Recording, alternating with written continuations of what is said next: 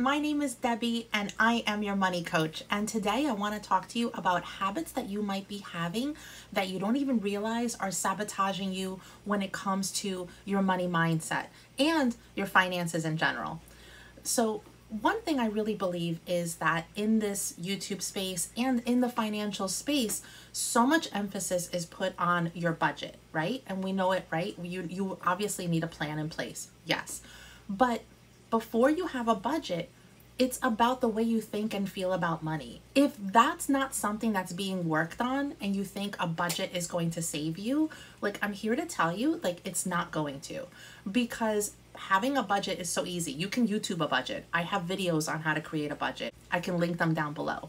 But at the end of the day, a budget is just numbers on a piece of paper, right? It's kind of like the Matrix. Like I can give you a budget, the red pill or the blue pill, but it's not going to fix anything if you're not working on your money mindset. So these habits that I'm going to get into actually can sabotage the way you think and feel about money.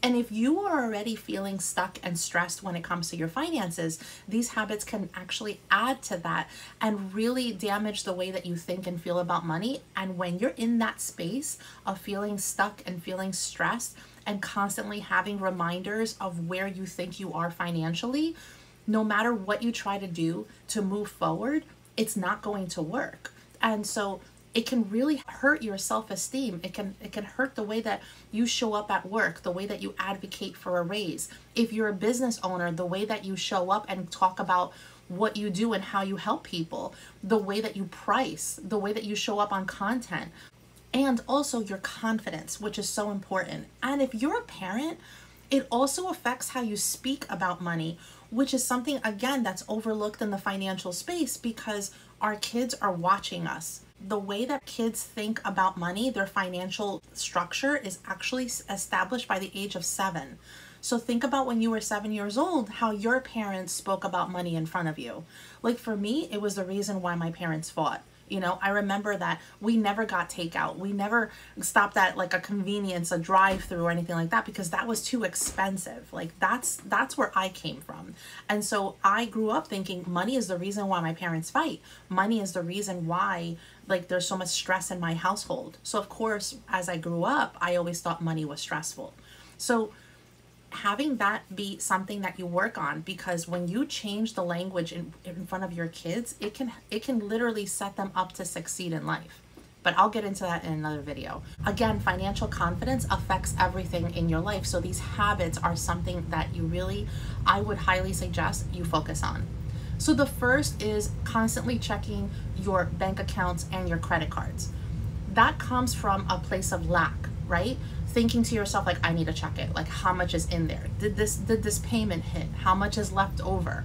Having that habit of constantly checking your account is constantly letting your mindset know, I don't have enough. Oh gosh, I still don't have enough.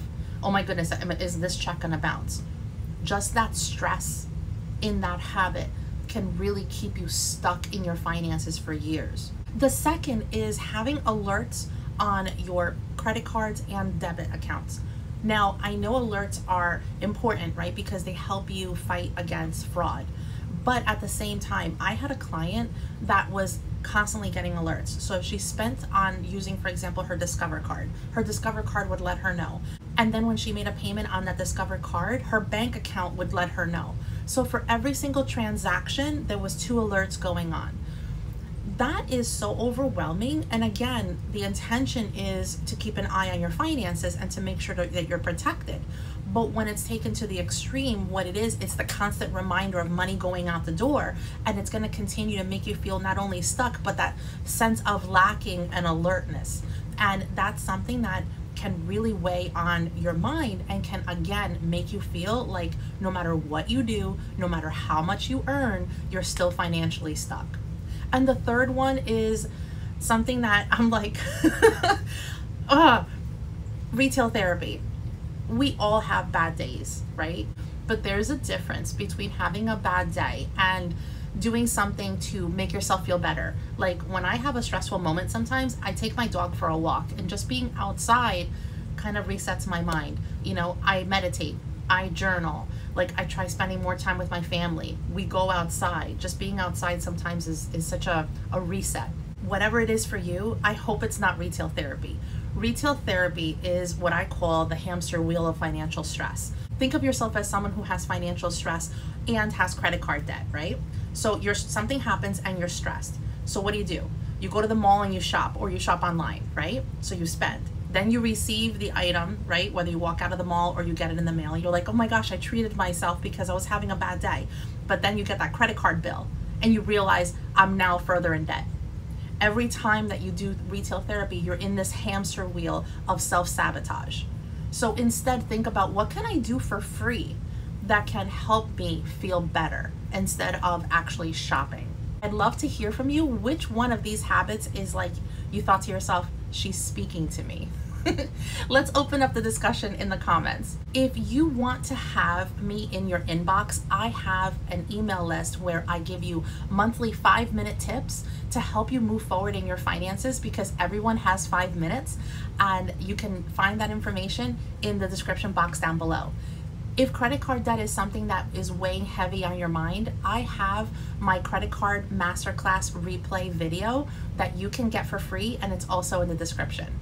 But if you know that I am done feeling stuck and stressed, it's time to do something different because I want to be in a different place by the time the holidays come around, I'm here to help you. I offer a free 30-minute call. I want to see where you are with your finances and how I can help you be able to reach the goals that you've always wanted, including being debt-free.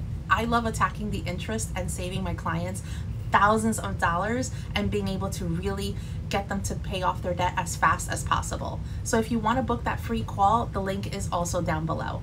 And if you guys have any questions, leave them in the comments. You can find me on Instagram. You can message me there privately if you'd like. My email address is also down below, so you can email me anything. And if you have any suggestions for a future topic, please let me know as well. And I hope you guys have the most wonderful day. See you next week.